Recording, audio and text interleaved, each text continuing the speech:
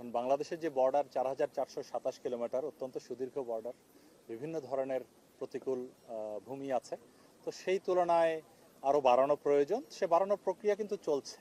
কিছুদিন আগে আপনারা অনেকেই ছিলেন, উখিয়াতে একটা উখিয়া ব্যাটালিয়ন রেইজ হয়েছে, আরও বিভিন্ন জায়গায় আরও ব্যাটালিয়ন রেইজ করার প্রক্রিয়া চলছে, নতুন নতুন বিওপি বাড়ানো হচ্ছে এবং আমরা অচিরেই আরও প্রায় 5000 প্লাস মাইনাস একটি জনবল বৃদ্ধির আশ্বাস আমাদেরকে বর্তমান সরকার দিয়েছে, যেটা আমরা অচিরেই তার হয়তো রিক্রুটমেন্ট শুরু করে প্রশিক্ষণ শেষ করে যেন আমরা ইভেন সামনের বর্ডারের অন্যান্য সকল কাজ সহ আসন্ন পরবর্তী যে জাতীয় নির্বাচন হবে সেখানেও আমরা কাজে লাগাতে পারি। কারণ এই বিষয়ে আমাদের গতকালই একটি মিটিং হয়েছে, মাননীয় প্রধান উপদেষ্টা নিয়েছেন, এই বিষয়ে পর্যাপ্ত আলোচনা হয়েছে। শুধু বিজিবি নয়, অন্যান্য আইনশৃঙ্খলা বাহিনীরও যেই সংকট বা জনবলের যে কমতি রয়েছে সেটাকে কিভাবে বাড়ানো যায়। তবে জনবল বৃদ্ধি একটি সময় সাপেক্ষ এবং ব্যয়বহুল ব্যাপার, এটা আপনারা জানেন। সো আমাদের দেশের সমগ্র অর্থ ব্যয় তো একখানে করা যাবে না, বিভিন্ন ক্ষেত্রে করতে হবে। কাজে এটি একটি চলমান প্রক্রিয়া এবং ইনশাল্লাহ আমরা চেষ্টা করবো আরো বাড়াতে ভবিষ্যতে। ধন্যবাদ।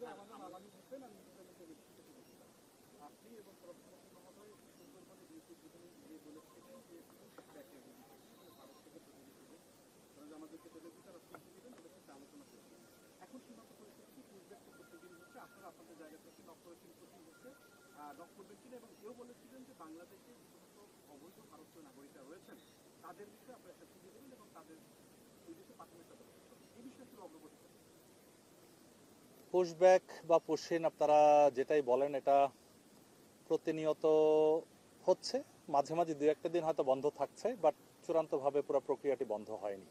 এই বিষয়ে আমরা আমাদের পক্ষ থেকে বিএসএফ এর কাছে করার প্রতিবাদ সবসময় দিচ্ছি এবং যেটা বলেছিলাম, নিয়ম মাফিকভাবে হ্যান্ডওভার করা। যদি আমাদের বাংলাদেশি কেউ অবৈধভাবে ভারতে গিয়ে থাকে, তাদেরকে কিছু কিছু জায়গায় বিএসএফকে আমরা বুঝিয়ে একটা নেগোশিয়েট করে মিটিংয়ের মাধ্যমে আমরা নিশ্চিত করেছি তারা আমাদেরকে অফিসিয়ালি হ্যান্ডওভার করছে কিছু কিছু জায়গায়।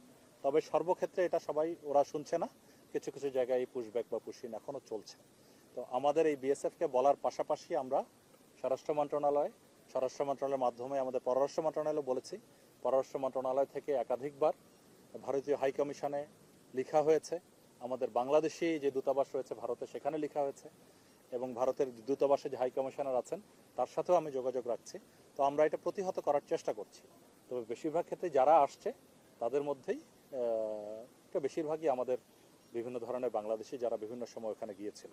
তবে শুধু তাই না, কিছু কিছু ভারতীয় চলে আসছে, ভারতীয়কেও পাঠিয়ে দিচ্ছে, কিছু কিছু রোহিঙ্গাকে পাঠিয়ে দিচ্ছে, যেগুলোর ব্যাপারে আমরা শুধু প্রতিবাদ নয়, এবং আপনারাই বিভিন্ন ক্ষেত্রে অনেক মিডিয়াতে এগুলো পাবলিশ করেছেন, বিভিন্ন আন্তর্জাতিক মিডিয়া পাবলিশ করেছে যে বিষয়টি একটি মানবাধিকার লঙ্ঘনের সামিল হয়ে যাচ্ছে। ধন্যবাদ।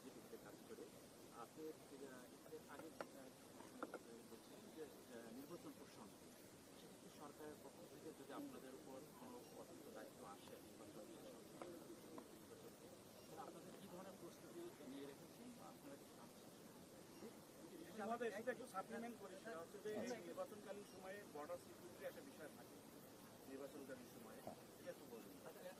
আচ্ছা, আপনার এই নির্বাচন সংক্রান্ত যা আছে দুই তিনটা একবার বল ফেলেন, আমি একবারে বলবো না। সেখানে তিনি সম্ভবত একটি নির্দেশ দিয়েছেন আইনশৃঙ্খলা বাহিনী এবং নির্বাচন কমিশনকে ডিসেম্বরের মধ্যে নির্বাচন কমিশনকে নির্বাচনী ব্যবস্থা রেডি করার জন্য এবং আইনশৃঙ্খলা বাহিনীকে তাদের মতো করে প্রস্তুত হওয়ার জন্য। আপনি কি মনে করছেন যে যদি আমরা ধরে নিই যে ফেব্রুয়ারিতে ইলেকশন হবে, তাহলে এখনকার জনবল বা এখনকার যে কাঠামোগত আমাদের যে মানসিক অবস্থা, সেই অবস্থায় আমরা যদি কোনো ধরনের অস্থিতিশীল পরিবেশ তৈরি হয়? আচ্ছা, তো ধন্যবাদ আপনাদের এই সমসাময়িক গুরুত্বপূর্ণ প্রশ্নের জন্য। প্রথমত আমি বলতে চাই যে যেমন গতকালের মিটিংয়েই আমরা বলেছি যে সীমান্ত অরক্ষিত বা সীমান্তের নিরাপত্তা নিশ্চিত করার পরেই আমরা বাকি জনবলগুলো যেন প্রয়োজনে আমরা ইলেকশন চলাকালীন সুষ্ঠু সুন্দর ফেয়ার ইলেকশনের জন্য যেটা করা দরকার সেই সাপোর্টটুকু আমরা সরকারকে দিতে পারি। আর যে ট্রেনিংয়ের বিষয়টুকু আপনি প্রশ্ন করেছেন, সেই প্রশিক্ষণের এই মূলত সীমান্তবর্তী এলাকাসমূহে সীমান্তের 8 কিলোমিটারের মধ্যে যে সকল ভোট কেন্দ্র থাকে সেখানে স্ট্রাইক ফোর্স হিসাবে বিজিবির নিয়োজিত হওয়ার সম্ভাবনা রয়েছে। তবে ভবিষ্যতে এটা নির্বাচন কমিশন বা সরকার যেভাবে দায়িত্ব দিবে সেভাবে আমরা দায়িত্ব পালন করব।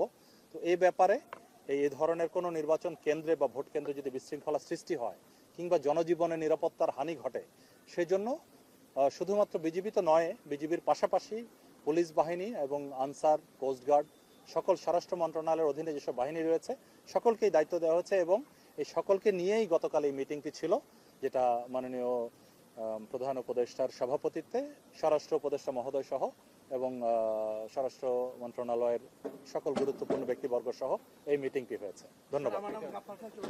একটু শর্ট করতে হবে, বৃষ্টি চলে আসবে। হ্যাঁ, লাস্ট প্রশ্ন। জি জি, আমার নাম গাফফার খান চৌধুরী, আমি দৈনিক জায়জায়দিন পত্রিকার সিনিয়র। স্যার, সীমান্ত সড়ক নির্মাণ এবং কাঁটাতারের বেড়া নির্মাণের অগ্রগতি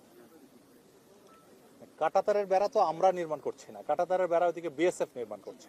আমাদের মায়ানমারের এদিকে কিছু কিছু জায়গায় আমরা, যেখানে আমাদের যে ব্যাটালিয়নের লোকেশন একদম জিরো লাইনের কাছাকাছি, যে গরু পাচার খুব হয়, ওখানে আমরা ছোট ছোট কিছু কাঁটাতার, ওটা ঠিক কাঁটাতারের বেড়া বলা যাবে না, নর্মাল ক্যাটল ফেন্স বা এটা করে থাকি। আর সীমান্ত সড়ক এটা আপনার সেনাবাহিনীর, সরকার সেনাবাহিনীর বিভিন্ন কনস্ট্রাকশন ব্রিগেডকে দায়িত্ব দিয়েছে, তারা করছে, সেটা চলমান আছে এবং সেই সব জায়গায় আমরা বিজিবি যেহেতু সীমান্তের পর্বে, সেখানে আমরা প্রোটেকশন দিয়ে থাকি, নিরাপত্তা নিশ্চিত করে থাকি। আর এখানে প্রথম পর্বটি শেষ হয়েছে, দ্বিতীয় পর্বের কাজ চলমান রয়েছে।